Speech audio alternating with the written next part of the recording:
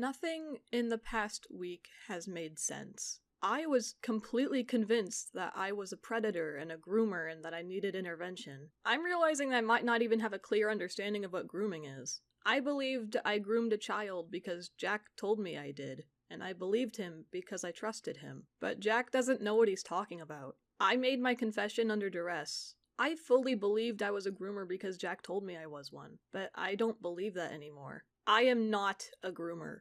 I did not groom Enno. It honestly feels like everyone has their own definition of what grooming is, which is so fucking dangerous. But smart people define child grooming as the act of deliberately establishing a relationship with a child to prepare them for abuse. As an action in and of itself, grooming does not have criminal penalties, but facilitation of a criminal sexual act is considered a crime. Many of you likely saw my video where I stated I groomed a minor, and I saw quite a few people point out that it's very strange. The main reason I saw was, people don't usually confess to things like this, they try to fight back against these things. But none of you questioned if what I was saying actually made sense. I was coaxed and guilted into a false confession by someone I loved and took care of. Someone I worked my ass off to provide a moderately comfortable lifestyle, not only for them, but for the 2 cats they begged me to adopt. One of which he fucking stole from my apartment. My conversations with Enno, while inappropriate and irresponsible, trust me, you will never fucking catch me trying to act like this was an okay thing to do. I wasn't flirting with Enno. My messages have been misinterpreted in the most bad faith and malicious manner possible. Now that I'm having to sit alone with my thoughts for the first time in a really long time, I've been able to reflect on everything. And I've realized that I was very misled by Birdie on many things regarding psychology and psychology-related subjects. I looked to Birdie for any and all information on these subjects because it was their, quote, special interest, and I figured he'd at least know more than the average dumbass. But I've started to realize that the answers he gave me on mental health subjects depended almost entirely on what was most convenient for Birdie. Here are some actual qualifiers for what constitutes as grooming, as is listed by a simple Google search. Isolation of the child. Building the child's trust.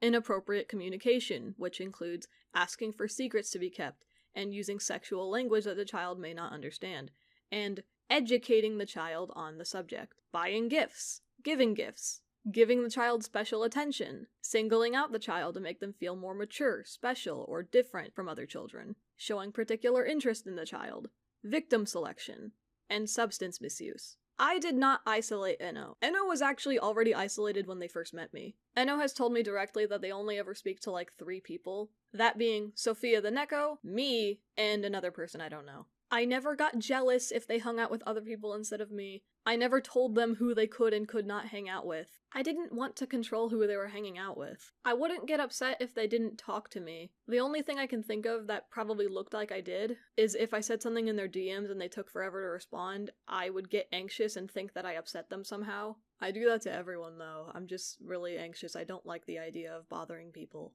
Building the child's trust. I don't think I was ever even interested in building their trust. The only thing I was ever really concerned about was making them upset or uncomfortable. In fact, it already kind of seemed like they just automatically trusted me with a lot. I didn't really have to do anything on that front. Even then, it was just never on the forefront of my mind. Inappropriate communication. The examples given are asking for secrets to be kept, using sexual language the child may not understand, and educating the child on the subject. I will not deny that my conversations were inappropriate and I shouldn't have been having them, to begin with. The only instance of me asking them to keep something a secret would be me saying to them, please don't tell the public I'm depraved. The secret's kinda just out now, I don't care anymore. I never intended to keep our relationship a secret. That was never even something I was intending to hide. It was also never my intention to educate Enno on any particular, sex shit. I don't know. Now that I think about it, majority of the inappropriate conversations we had revolved around sadomasochism and, sadistic fantasies, not really sex. Sex was definitely brought up, but it was never my intention to educate Enno about it.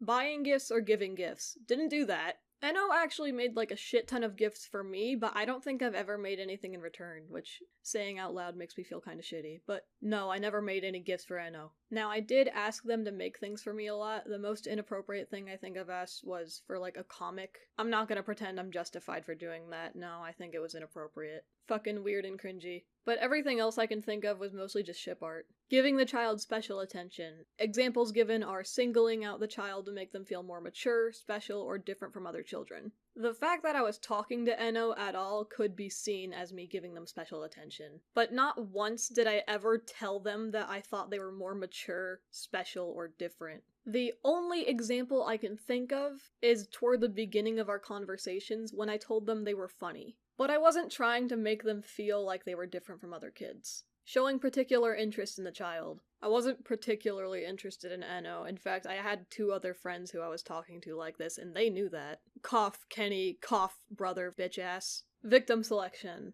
I did not select them. In fact, they talked to me first. Substance misuse. Didn't do that. Now there's some other things that we really need to discuss when we're talking about this whole grooming situation. So firstly, I am a hetero woman. I am attracted to men, as you can see from these fucking cringy-ass conversations that I had with Enno. I did not want to date Enno. I never considered that as an option. I did not reach out to Enno, and it took Enno 3 months of persistently pestering, prying, and giving me gifts before I finally gave in and spoke to them. From the start, I remained very reserved and kept Enno beyond arm's length. I wasn't super interested in talking to them until they sent me an image of me laying in bed. And I made a joke about it being inaccurate because Boy wasn't there. Once Enno started indulging in my very strong autistic infatuation with Boy, that's when I started talking a lot more. And as we kept talking, I felt a lot more comfortable sharing certain things about the character that I liked, including personal fantasies.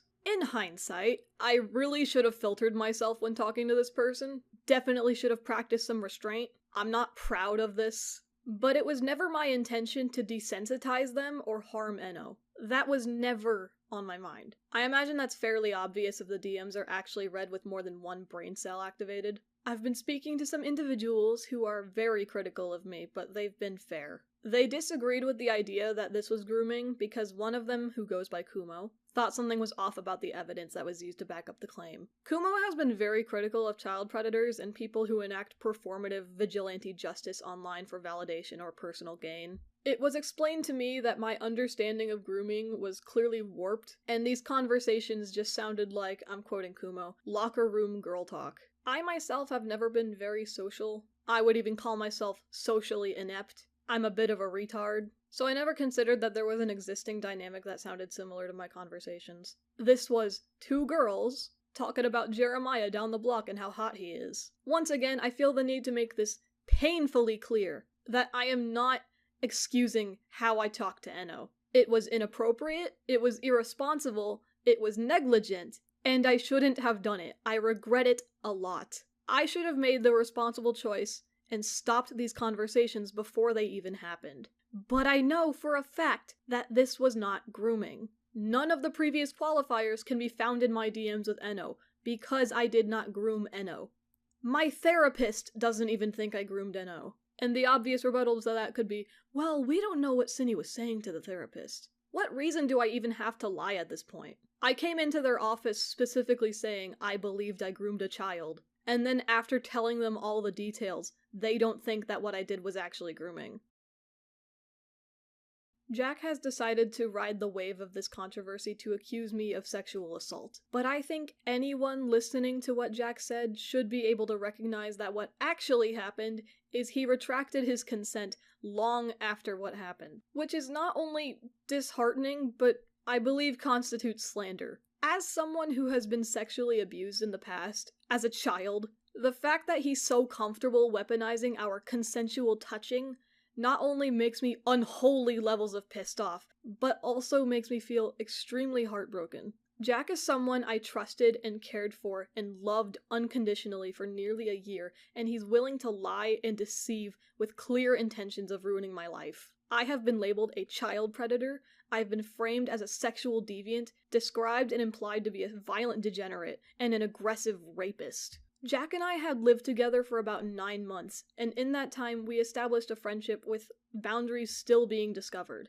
I deliberately asked Jack if the things I was doing were okay, and Jack said they were. I was not under the impression that Jack was not comfortable or even unhappy with these silly acts of poking and squishing. Had Jack communicated to me as such, I would have stopped and apologized profusely. Given the nature of our friendship and the level of intimacy we shared, I half-jokingly asked Jack to sit on my face while clothed, to which he politely declined and I respected their answer. This was out of morbid curiosity, and honestly, that shit was gay as fuck. I'm just a girl. Het guys have similar humors and dynamics to my understanding. I've seen what the homies get up to, and it's all in good fun to call them gay and tease about it, but being curious isn't indicative of someone's orientation and preference. TLDR, Jack has grossly misinterpreted our relationship in a manner that really fucking hurts, dude.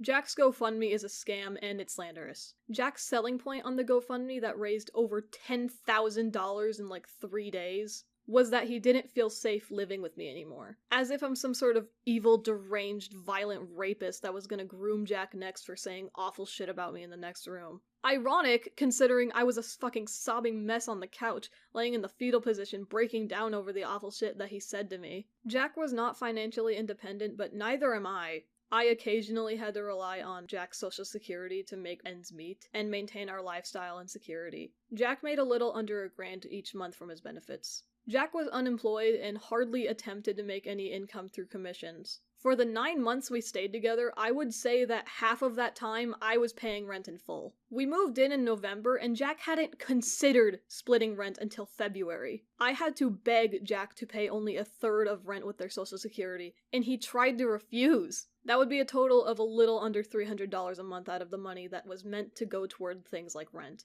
I don't think Jack even understands what that money was granted to him for. For the final 2 to 3 months that Jack was staying here, Jack was no longer receiving social security due to him not attending a court hearing. Meaning Jack stayed in my apartment rent-free in the time that he had the audacity to pull this shit. I paid for the food. Jack being autistic requires some pricey and specialty items to be constantly in stock. So this was more than just feeding 2 people and 2 cats. Jack's only bill, aside from the third of rent, was the internet, which checked out to be $45 a month. Jack's social security is what secured this apartment. Jack has asked their viewers, in light of grooming allegations of a 14-year-old, for their money to enable them to ditch their living situation and leave me to handle all the loss. Stealing one of the pets that I own and pay the medical bills for, that I fed and took care of. To make matters worse, Jack has tried to ruin my life in many different avenues. Jack has isolated me from my only real-life friends, and socially engineered my coworkers against me. Jack has made a public spectacle about this, and ruined my reputation, to the point that my family heard about it. My fucking brother heard about this situation at school. Jack has gone on Twitter and wished me more than death. I will go more in depth on that later. But he's publicly celebrating my downfall and interacting with people who make art depicting violent and cruel acts on me. And he and everyone else feels justified doing this shit because pedos are bad. Speaking of, the fact that he feels so comfortable calling me a pedophile when he knows what I've been through and he knows how I respond to those topics is driving me up a fucking wall. He should know damn well that I'm not a pedo. He is way too flippant using this life-ruining word. It's disgusting. I have learned in light of this situation that I have been surrounded by the most deluded and dishonest lunatics I've ever met. A group of people that are part of a wider issue, where you can say or do the most heinous acts to someone, so long as you call them a bad person beforehand. Whether they are or not seems to be debated after the fact. My confession was false, and the people who reacted thought twice and clearly wanted it to be true. They remarked that something didn't seem right, but didn't bother to question the legitimacy of the allegations and the confession. If I pulled the DM logs of Turkey Tom when he was 18 to 19, I have to wonder what I could find. If I did the same to Deadwing Dork, Chud Logic, Soph the Neko, I have to wonder. If we dug through every interaction you've ever had online, would there suddenly be more incentive to be nuanced and open-minded? Because those aren't even the things I asked for. I'm being represented in terribly bad faith, and I'd be surprised if anyone listed really believes they've never said or done anything that could be used against them in this manner. For those plugging their ears, I have to wonder how you would fare if you were the target. As long as we're all still here, I would like to talk about Jack's video that he made about me. He's the one who brought the situation to the public. He made a lot of points in his video, and I have a lot to say about them. I'm gonna be going more in depth on the things that Jack complained about in his video. I'd like to just get started. Jack's behavior throughout this situation has been really fucking strange, and I have to question what his motivation was, both in this situation and honestly in our friendship. I'm not sure why he felt like he needed $10,000 from a GoFundMe just to get away from me. That's a shit ton of money. Maybe it's for a fresh start, but it feels a bit exploitative. It feels strange to make a video educating people about someone you believe to be a predator and then ask for a shit ton of money that isn't even meant to help the victim. I feel like he could have asked for enough to buy a plane ticket and a few months of food. Even then, I'm thinking about how we spent 4 days in Seattle for vacation, and Jack's family was exceptionally generous. His aunt let us sleep on her couch for those 4 days, and his grandparents each gave us hundreds of dollars just to shop in Seattle, as well as paying for our plane tickets to and from Seattle. But I heard the aunt suggesting Jack ask his papa for expensive gifts because he's likely to buy them for him. If Jack needed money, I feel like he could ask his grandparents for help. Plus, his aunt went to fucking law school. She could probably help him find affordable housing under the guise that Jack is too disabled to work. I feel like his family would be more than likely to help him since Jack keeps framing the situation as an emergency. He needs to get away from Synnibear03 right now! I've also seen plenty of people questioning the use of the panty and stocking designs on his GoFundMe page. I actually asked him that too, because he showed me the page when he made it. I asked why he was using a picture of the two of us, and his explanation was that he just threw it all together. I didn't push any further. I saw a lot of people also pointing out that it was weird to include the panty and stocking animation. I kind of agree. It's strange that in the video where you're warning everyone about Synnibear03, the predator, the freak. I'm not a freak, unlike Synny. You include an animation of me dancing on a stripper pole and taking off my panties. Jack claims I sexually assaulted him, which is just not fucking true. In his video, he shows a screenshot of me losing my mind over the fact that he was saying I assaulted him. This, plus the fact that Jack admits to consenting to me touching him, should have tipped y'all off that he was talking out of his ass. Touching back on, Synny's, sexual assault towards me, I'd like to preface this by saying this is gonna get kinda graphic, so I'm sorry. On a daily basis, she, makes comments about my ass, how big and squishy it is, and how she wants a boyfriend with an ass like mine, and she would constantly slap it and grab it. And I'm gonna be honest, I consented to this because I've never had an IRL friend before, and I didn't know what kind of touching was and wasn't okay. And, I also consented to her, touching my boobs. And, I guess, this stuff is fine because I consented to it, but there's stuff that she did that I didn't consent to. She would often poke me, in the ass or, on my crotch and, make jokes about fingering me, and, I told her not to do this, and I said no multiple times, and I would even, scream if she did it, but she did it even as recently as, a few nights ago, I think. I still have my doubts about, my feelings about this because, with that thing, I didn't continue to say no, and I confronted Synny about this, and she said she thought I was joking when I said no, which I have a recording of, but I'll show the recording later. Yes, I did make a lot of comments about Jack's ass and how big and squishy it is. I've smacked him on the ass, I've grabbed his ass, I've even used his ass as a pillow. I've played with his breasts, and I've always asked if what I was doing bothered him or made him uncomfortable, and he's always said he doesn't mind. He doesn't care. It's fine. He says he didn't consent to me poking him in the ass or in the crotch, which I have to say, I don't know if he ever made it explicitly clear that he didn't like me poking him in the ass, and I do genuinely feel bad if I was making him uncomfortable by doing that. I say in the recording he took of me, by the way, I had no fucking idea I was being recorded, I tell him I thought he was joking when he told me no. There's a lot of things that I do to Jack expecting a specific reaction because he makes funny noises. I would often grab his face and squish it in my hand and he'd make a murr sound, and I thought it was funny. I would hold his nose closed and when I let go he would inhale really hard. Funny. I'd pinch his double chin and he'd say, "My gizzard." Funny. When I poked him in the ass, he would scream. Not a guttural scream, like it would be easy for me to assume that he was scared or upset. It was like a silly scream, like, "Ah! Ah!" Last time I remember doing this, though, he didn't react at all. He was playing with Squirp on the cat tree and I poked him in the ass and he didn't react. He just kept playing with the cat. He didn't even flinch. How am I supposed to know that you don't like what I'm doing if you don't tell me? If you told me before, then it wasn't really clear. You gotta be explicit with me. I'm autistic. I'm stupid. He says I poked him in the crotch, and I have 2 memories of doing this, and both times I immediately apologized afterwards. I poked him in the gents on accident because I was trying to poke him in the ass and I went too low and he told me, "You poked me in the vag," and I apologized profusely and stressed that I didn't mean to. I poked him in the pubic area once and then immediately asked if it was okay to do that, and to be frank, I don't actually have a clear memory of his response. I don't know why. This isn't something I do regularly. That's why I had to question if I actually did that in the recording. She would often poke me, in the ass or, on my crotch and, make jokes about fingering me and, Sometimes when I poked him in the ass, I would say, "Star finger," because I thought it was funny. He brings up the fact that I asked him to sit on my face. I do understand if he's upset that I would ask him to do this. It's a sexual situation in nature, and he declined for that reason. If Jack doesn't like that I was willing to ask him to do that, he has every right to be upset. What he doesn't have the right to do is revoke his consent of me touching him and claiming I sexually assaulted him just because he doesn't like me anymore. That's pussy shit. And I'm gonna be honest, I consented to this because I've never had an IRL friend before and I didn't know what kind of touching was and wasn't okay. My brother in Christ, you are an adult. You choose what touching is okay. There is no rule book.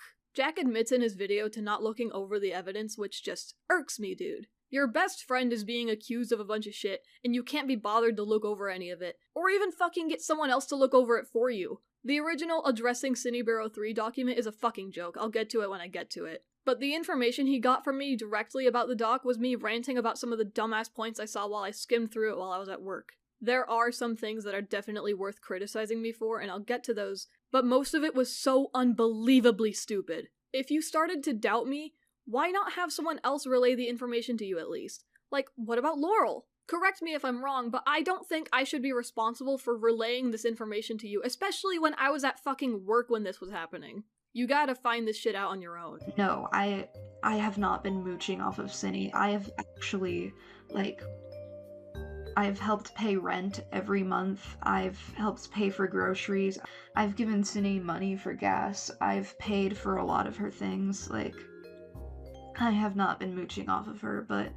I was not mooching off of Synny is a wild statement considering how much I was doing for you. We were living together for almost half a year, and I would say half that time you were staying in my apartment rent-free. The first few months we lived together, I was paying the rent in full, and I had to fucking plead with you to pay 1/3 of the rent. Not half rent! I offered Jack pay 1/3 of the rent because his benefits paid him half of what I get paid. I had to fucking drag it out of you, and you whined about it. You haven't paid rent for the past few months because your benefits were revoked. I cook, I clean the apartment, I do the dishes, I do the laundry. You sometimes clean the litter boxes when I ask you to. I drive you to your appointments. I pay for your medicine. I take you on car rides when you're sad. I buy you ice cream every week. I have to fucking bribe you with ice cream so you'll get out of bed and go to Social Security to try to get your benefits back. I was taking care of you, and it's fucking wild that you have the audacity to paint me as a monster and call me a pedophile when you should know that isn't fucking true. I've always been by your side, as long as you were willing to get better.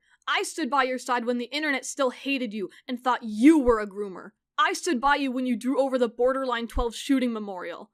I am heartbroken that you threw away our friendship as soon as it wasn't easy being my friend, when I have done everything for you. You are a fucking coward. Not only would I call you a moocher, you're also a thief. You stole my jewelry, the fake nails that our mutual bought for me, and you took our fucking cat when you don't have stable housing.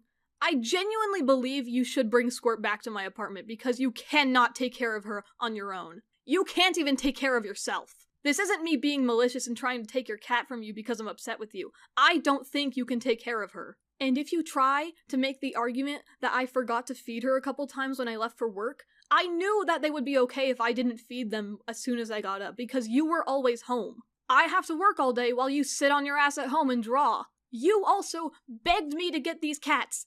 You should be willing to contribute to taking care of them by feeding them and cleaning up after them. Especially when you're always home. Jack brings up my obsession with Boy. Let's talk about Boy. Something that keeps getting brought up is the fact that I'm simping over a minor's character. Okay, who fucking cares? The character is an adult. That is what matters. Sock is uncomfortable with how I'm using Boy. They blocked me. I don't care. I think I've made it very clear in the leaked DMs that I think Sock is way too sensitive when it comes to their characters. I think it's insanely stupid to post your characters online and then get upset when people get invested in your work. Not allowing people to ship your characters, ship themselves with your characters, make headcanons for your characters, kin your characters when you're posting them to the internet where everyone can see them is fucking ridiculous. Just try and control the internet. You will fail. I am tired of acting like she has any say over my creative freedom and self-expression. She blocked me so she doesn't have to see my art. That should be good enough for her. The only people hurting her are the ones who go out of their way to show her the things that I've drawn. Watch me continue to have beef with Sock.clip.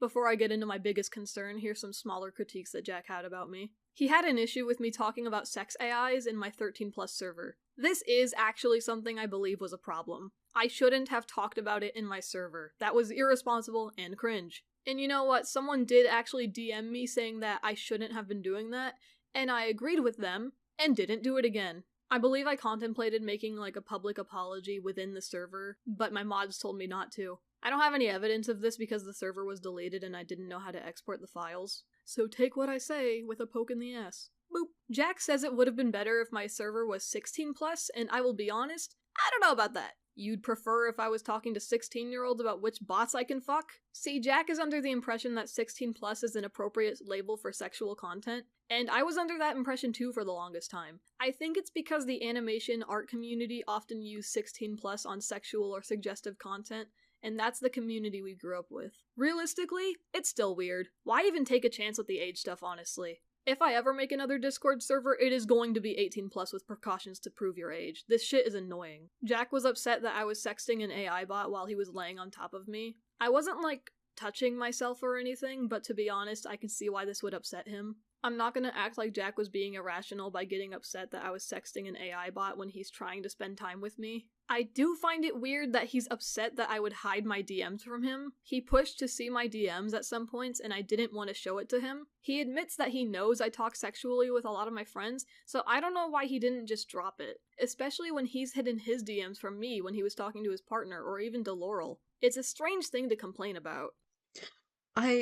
I don't feel safe here anymore after learning what happened. I completely understand if my actions have made Jack trust me less, and he doesn't want to support me. I'm annoyed because I did that for him, but I'm not entitled to his presence in my life. I think it's odd that Jack insists that he's in danger to some extent by staying with me. Do you think I'm gonna get you? Do you think I'm gonna hurt you? Genuinely, how are you in danger by staying with me? I've established how what I did wasn't sexual assault. You don't get to revoke your consent. It really feels like he's making the situation about himself. Literally nothing he's done has been in the interest of protecting Enno. And a lot of his behavior has actually put Enno in danger. Not only does he and Sophia not censor Enno's name in their videos like I was trying to do in mine, Jack included Enno in a section in his video, and he leaves in her Discord tag so any random motherfucker can contact them. Anyone! If that's not bad enough, the document that shares our DMs, the one that Jack made Enno make for his video to come out, it doesn't just expose my kinks and fetishes. You're exposing that Enno likes this shit too, because Enno can be seen responding positively to a lot of this. People can use this information to prey on Enno. Enno would have been kept safer if this entire situation was handled privately. Jack! Not only that, but Jack has caused people to attempt to contact Enno's parents, which freaked them the fuck out. None of this is being handled responsibly. Nothing he's doing is helping the supposed victim. I don't think he even really cares, if I'm being completely honest. The way Jack has been treating me makes no sense to me, and I want to talk about it. He was insisting that this needed to be public, and he needed to have the first word. I made my apology video faster than he did, and he begged me to wait until his was done uploading, because according to him, people would attack him because they'd automatically assume he's on my side. So I waited for him to finish the video before I could upload mine. I was extremely emotional at this point in time. I was crying all day, and I felt so sick that I had to take the day off work. I overheard him recording for his video, and I heard some of the things he said, and I went into a blind rage. That's when I sent him this text. I was furious. And yet later on, I went back to apologize because Enno told me I shouldn't send stuff like that to Jack because it was only driving him further away. I assume he was in a GC with Soph and Enno, and he must have sent them the text that I sent. Later that night, I came into his room and tried to reason with him and get him to stay with me, but he wasn't having it. I told him that I would do anything if he would stay, whether that be giving him my passwords or letting him look over my DMs with Enno, but he didn't want anything from me. I would have given anything to prove that I was willing to get better for him, and he made it clear that he needed to leave. I asked how long it would be until he left, and he didn't. I asked if I could just be with him and cuddle with him because I couldn't stand being alone. He said yes. I laid next to him and I held him, sobbing while he worked on the animation loop for his video. I watched him draw it. I remember asking why he was putting so much effort into an animation loop for a video that he insisted needed to be out as quickly as possible. I don't remember what his response was. That night, I took him to get Panera, and the whole time, he was acting so normal. It was like nothing was wrong. I remember while we were waiting for our food, I broke down crying again, and Jack told me, "If it bothers you that I'm acting normal, I'm just really good at masking." He got a bread bowl, I got food too, but my stomach was in knots and I couldn't eat anything. We watched Rick and Morty while we ate. and I remember asking if we could try finishing Rick and Morty before he left, and he said that sounded like a good idea. I laid in bed with him, and he showed me funny videos, but I just kept crying. I remember very vividly how Jack was just pissing himself laughing, watching this guy eat a salad. Meanwhile, I was laying on top of him and sobbing. I asked if I could spend the night with him, and he said he wasn't sure if he could. But maybe tomorrow. I was upset, but I knew he needed space from me. I slept on the couch. I went to work. And when I came back, he was gone. He packed his shit and he left. I was so scared because I didn't know where he could have gone. I didn't know if he was safe or if he was on the street. I thought I had more time with him. I didn't even get a chance to say goodbye or hug him one last time. I was heartbroken, and I was scared for his safety. He wouldn't answer my phone, and Laurel had blocked me. My IRL friends didn't know where he was, and so I had to call Enno. Enno stayed on the phone with me to keep me company that night, and they apologized profusely because Enno felt like it was their fault, and it wasn't. Through Enno, I was able to confirm that Jack wasn't safe, but he was alive, and he didn't plan on coming back.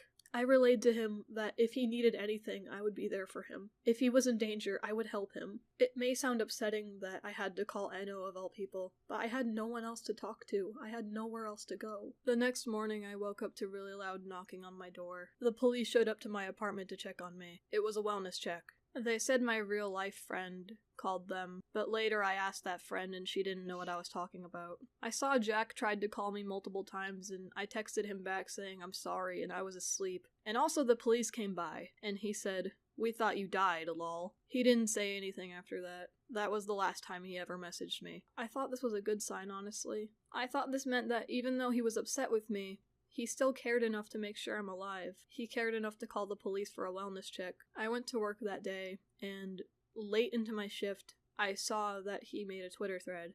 He openly bragged about stealing my friends from me, and he told me to live and suffer, and he called me a pedophile. And he took a picture of the hat he left on my pillow before he left. The idea that he still cared about me was snuffed out almost instantly. I didn't know what to think of him anymore. I didn't know what he was capable of. I didn't know what he was willing to do. So I went into a delusional, paranoid state. I had to leave work early, but I couldn't go home. I was convinced that if I went home, then someone would be at my apartment and they would kill me. I thought Jack sent someone to my apartment and they would kill me as soon as I opened the door. I bought 3 things. I got pepper spray, a pocket knife, and a crowbar to protect myself because I was scared for my life. That real-life friend I mentioned earlier, I called them, and I told them I couldn't go home. I asked if I could stay at their place for the night, and they said I couldn't. I feel bad because I screamed at them over the phone when they tried to assure me that I wasn't actually in danger. They were just trying to help me out of my delusion, and I screamed at them for it. We set up a plan where I parked in a different town. They drove to me, and they took my spare key, and then they went to my apartment to check all the rooms, and they told me it was safe to come. They left before I came home, and when I came, I held my pepper spray in my hand, and I checked all the rooms myself, and when I saw my cat, I just started crying. Stupid doesn't understand what's going on. I don't feel safe in my own home anymore.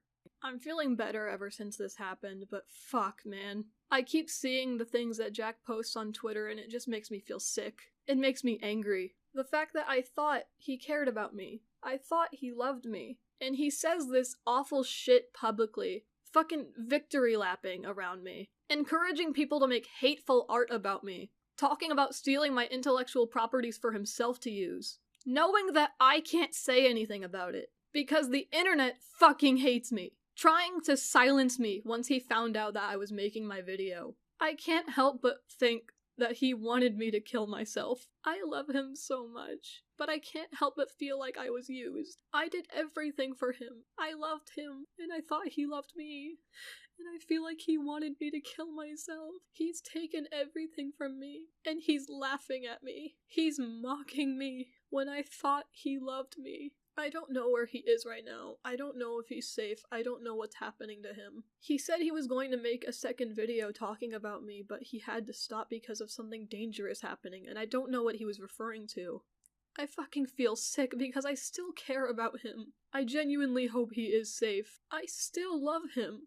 Even after seeing all this, I still love him. I don't know why he's acting like this. I know he has borderline personality disorder, so I really hope that this is just him splitting on me, and maybe later down the line he'll come to his senses. and realize that I'm not the monster he's saying I am. That could just be hopeful thinking, but I do know that borderline personality disorder causes you to think in black and white. He thought I was the most amazing person ever, and now he thinks I'm the worst. I hope it changes. I want my friend back. I think it'd be ridiculous to come out of this situation still thinking it'd be a good idea to put myself in spaces that are mostly occupied by children. I can see that I have a huge issue filtering myself in these spaces, and I have theories as to why that is. I grew up in a community where adults and children made sexual content that was mostly consumed by children. I've always had friends who I was sexual with ever since I was in elementary school, so I've gotten used to having relationships where I share intimate details with them. I've talked sexually with my fans when I myself was a minor still, and I think my brain never recognized that as an issue. Nor did I recognize that my collective audience wasn't growing up at the same rate as I was. When I was a child, my audience was around my age. Now I'm 21 and my audience has grown too, but it's still mostly children. And I think I have trouble comprehending that when I speak in public spaces. These reasons and theories do not excuse what I've done. I think the best solution would just be to put myself in spaces with other adults and not let this become a problem again. I gotta stop talking to people under 18, whether I think they're funny and fun to talk to or not. I'm still going to at least take a break from my social media. I don't think it'd be good for me to immediately come back. It doesn't feel right. I don't expect my video to change everyone's mind and make people think I'm a good person. I don't even think I'm a good person. But I'm not a predator. And to be as clear as humanly possible, all these changes that I'm making are for me. Not for Jack. Not for you. I want to make an effort to be better, but I don't owe you shit. My name is Synnibear03. Baka baka.